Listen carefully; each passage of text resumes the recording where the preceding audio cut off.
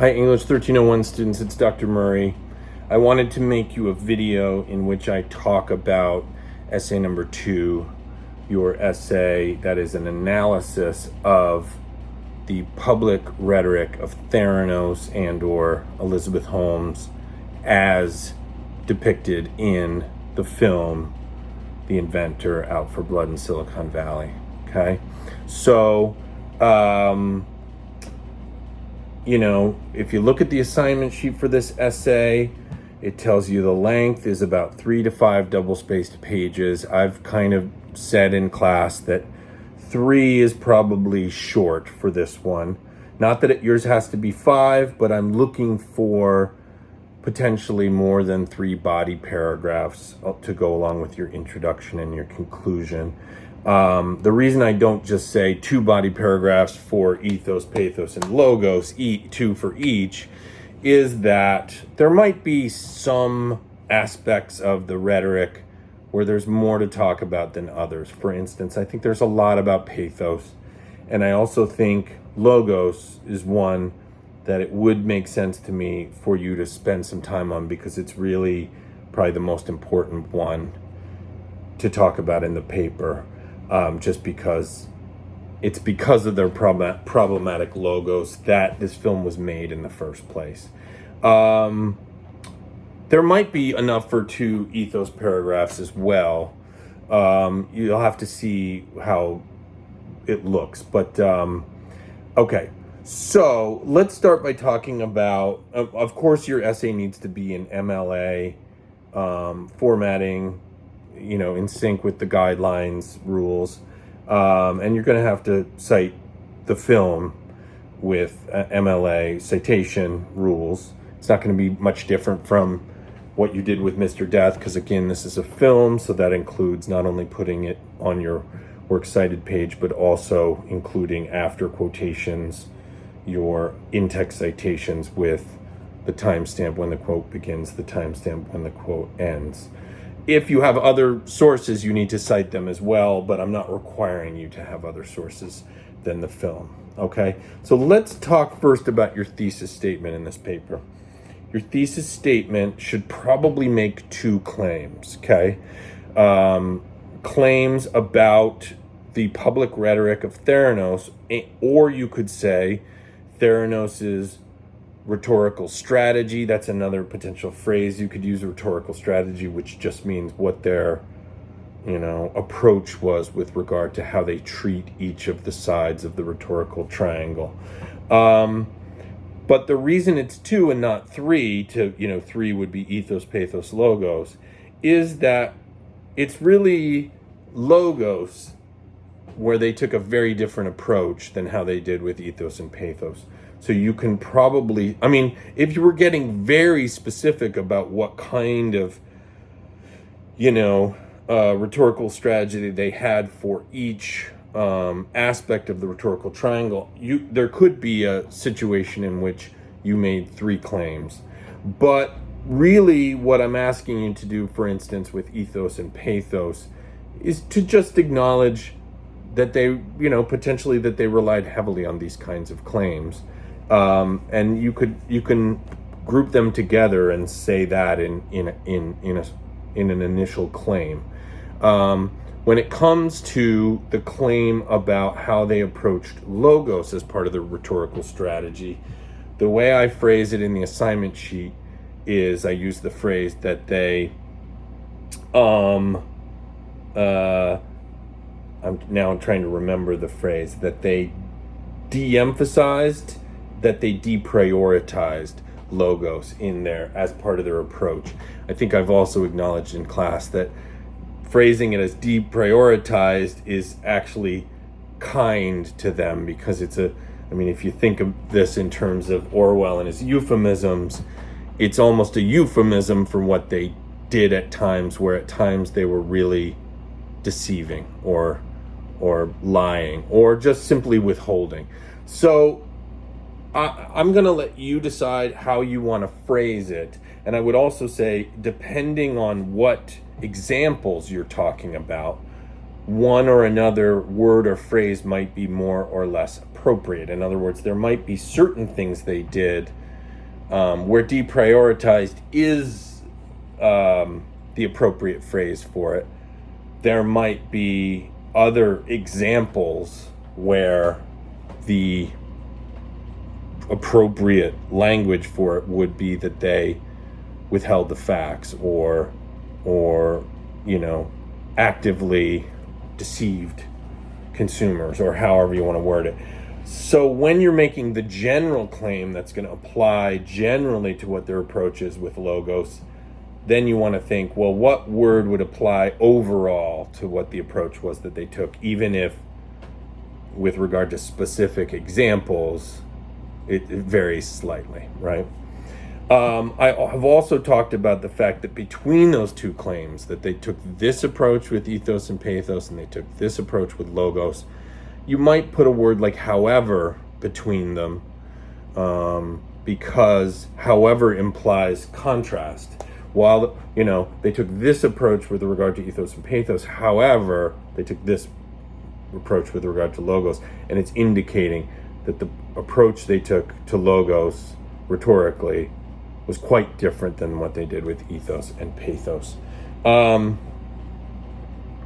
Okay, so I've also talked about what to do in your introduction before you get there, but I'm going to review that as well, which is you want to give and keep your reader in mind, that your reader of this paper is potentially a student in another section of 1301 who isn't familiar with the movie in the way that you are, isn't familiar with Holmes and Theranos and stuff.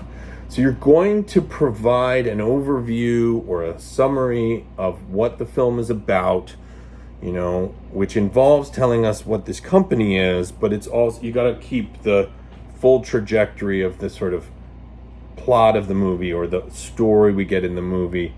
And you can't get into the weeds and get into too many specifics, but you're going to have to think, what are the really essential things that reader is going to need to know? It's certainly going to involve who's she, what is this company, what were they trying to do, what was their product.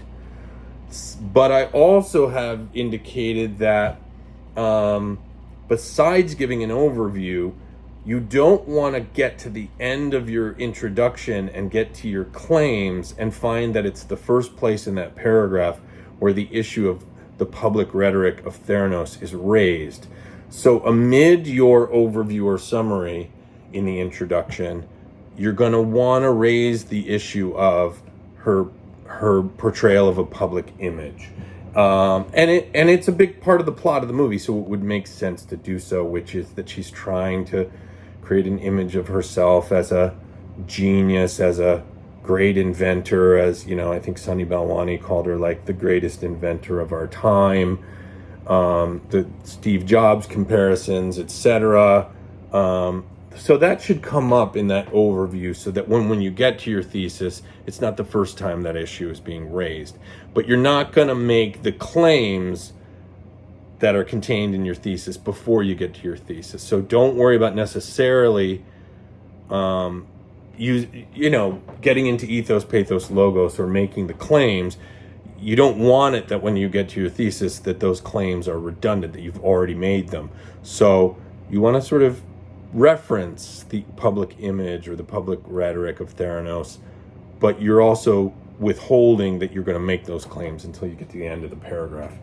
That's a certain kind of pacing yourself that's going to have to happen in that paragraph. Okay. So the last thing I would say is about the thesis is the order that you put either ethos and pathos in is up to you, and you can decide which order you want to put them in. I do think it makes sense to discuss logos last because it gets a certain kind of emphasis by being last, which seems appropriate to the subject of this essay. Now, with regard to body paragraphs, you're going to, whichever order you put them in, if you put ethos first, then we're going to first encounter body paragraphs about ethos.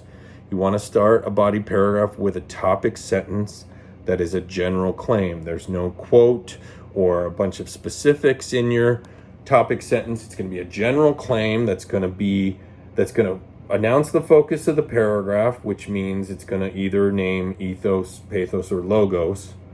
But it's also going to touch on what your thesis thesis is about, which is the public rhetoric of Theranos. So you're going to make some sort of claim about,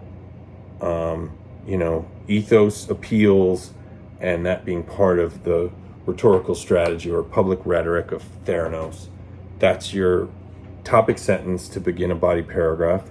Then you want to present evidence or support. That's going to take the form of examples from the film, describing a scene, explaining relevant information from the film, delivering a quote that where the particular wording of that quote seems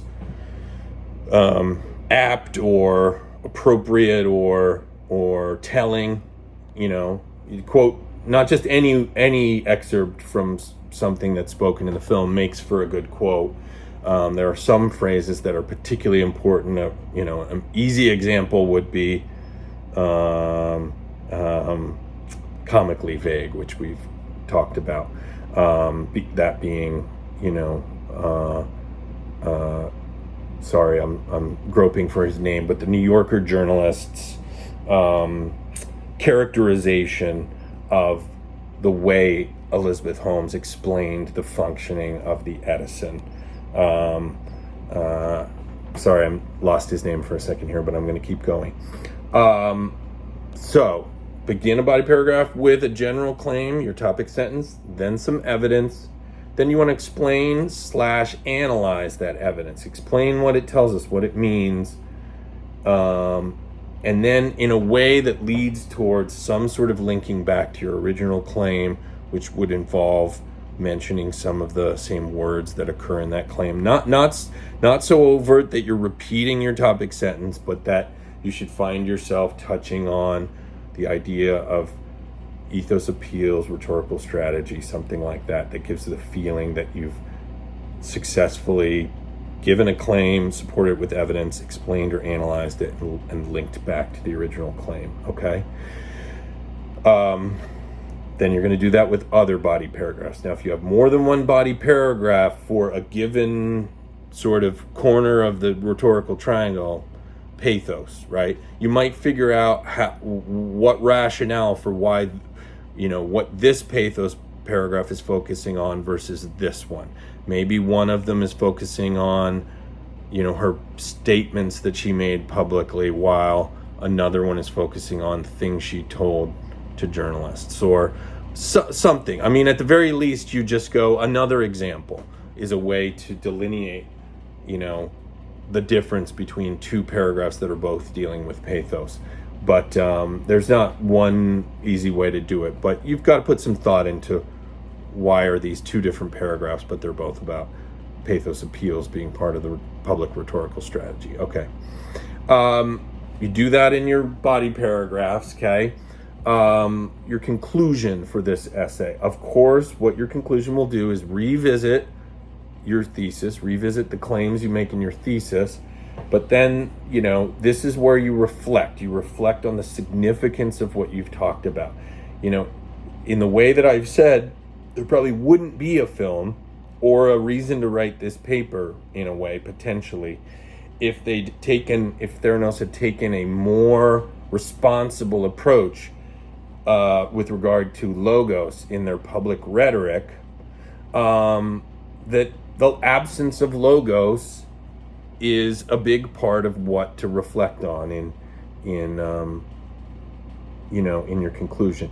It's also the case that it's a significant thing related to their public rhetoric is that they fooled a lot of people and a lot of intelligent, kind of important or powerful people. And, that's not just about leaving the logos out. That's about the power of the pathos and ethos appeals that they made. So that's significant too. But I don't think you would have probably a very successful sort of reflection on the significance of this discussion of their public rhetoric if you didn't acknowledge the nature of the fact that an argument made without any real solid logos is essentially a logical fallacy, and especially when you're dealing with a company that deals with medical issues and are testing people's blood, people with diseases, that this is not only a rhetorical issue, but it's irresponsible, potentially immoral, and dangerous. Okay? I'm out of time, so I'm going to leave it there, but I hope that helps.